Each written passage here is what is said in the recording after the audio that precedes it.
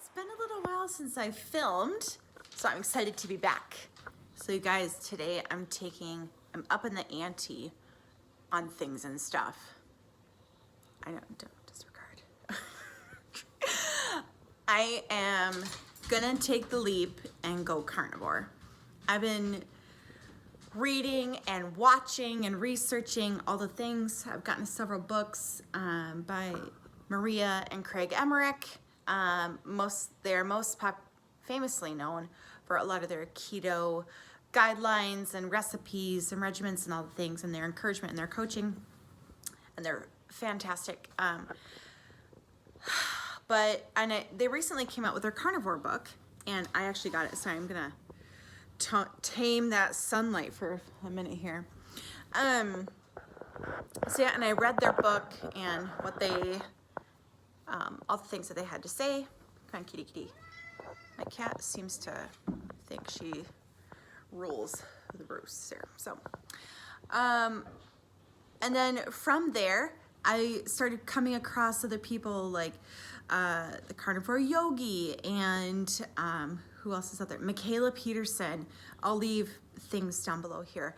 And so much of it started making more sense to me. For a little while now, like I've been on keto for a year, which has been fabulous. It's been a game changer in my healing with my autoimmune disease, my multiple sclerosis, my fibromyalgia, the chronic pain, a lot of that stuff. And when I made that change, it was very positive, very encouraging. I loved it. I didn't feel restricted at all.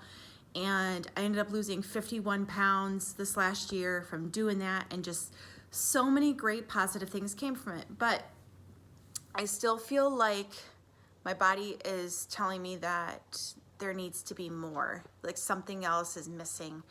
And so in this sense, I kept, when I would go to look up more stuff on YouTube or, online and stuff like that about keto, stuff about carnivore would come up, and I'm going, I wonder if this is a sign. So I started looking at it more, finding all these people, watching, researching, whatever else, and I'm like, yeah, let's do this. So today, I'm gonna take you on a journey. I actually started like 2 days ago, but I'm like, I wanna document this journey because not only is it a diary for me, but maybe something that would be super helpful for friends or other people who are like hearing about this lifestyle, looking into this lifestyle, are just curious about it, seeing how it's gonna help. So let's talk about what's going on here. Okay. So I have started getting into fasting again. I got away from fasting for a little bit. I don't know, like through the holidays and stuff, I was running ragged everywhere. I just couldn't, I just kind of fell away from my routine, and I felt a bit lost with that. I'm a person that I like really thrive off a routine because I feel like I know what to expect and like what's gonna happen and this and that. So I've gotten back into fasting. I'm fasting for 18 hours and have a 6-hour eating window, which I really am enjoying actually. I've come to discover through fasting that I'm actually not hungry in the morning, and that all these years I've just been feeding myself just because. And so that's been interesting. And then so I'm actually just about to break my fast. It's a little after noon now, and I had my last meal around 5:30 last night. So I'll show you what I'm going to do to break my fast. So I have these top sirloin beef steaks. They're 100% grass-fed beef. So yeah, no antibiotics, hormones, grains, all the things given to the cows. Let's look at this, the macros. 210 calories. It says 2 servings per container, so that's interesting. 13 grams of fat, no carbs, 23 grams of protein. And yeah, the pieces, they look beautiful. And I'm gonna cook these in the air fryer.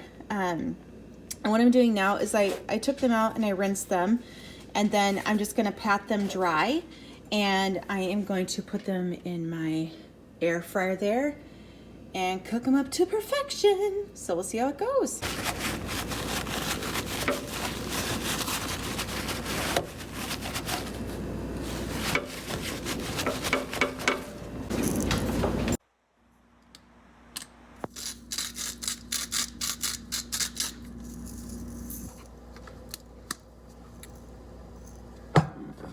so it says for like steaks, beef, 400 degrees for like almost 15 minutes. So we'll start getting that going here and line it up a bit more. Okay, so this takes a break while I do that. There's still like some fat in there from last night's meal, don't judge. It's okay, which I'm totally fine with because, you know, fat is good, fat is good. So we're gonna take these and plonk them in there. Do people use the word plonk? I don't even know. Maybe that's a British thing. Over the past like 15 years, I've adapted my language skill, adopted some new words and language skills from me hanging with my husband for a while here, so super fun. All right, so we'll let that go for about 15 minutes and we'll see how they turn out. I'm just gonna check this because I want it to be, I don't want it to be well done. I just want it to be kind of like a medium. So it has to be at 160 for beef to be considered like medium. So let's see here. Let's stick it in there a little bit more. Where are we going? Oh, not quite. Here. I'm not getting this in right because I'm trying to hold the camera and like I'm trying to, here, let's go. I know, it's totally not. Whoop. Let's see here. Okay, so not quite. So we'll give it another minute or so.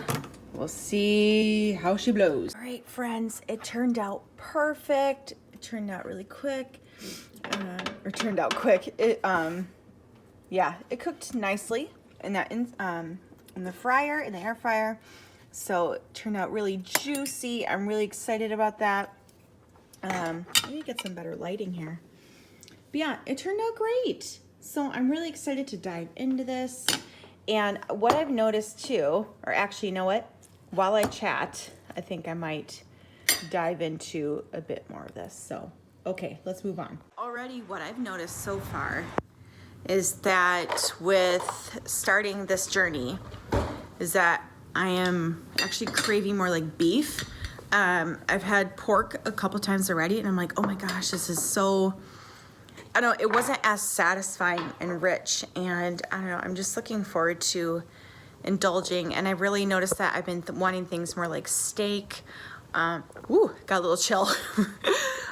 So like steak and not necessarily like ground beef. I'm not a huge like ground fan unless it's like in a casserole kind of thing or in burger form. So, all right, I'm gonna go and enjoy this.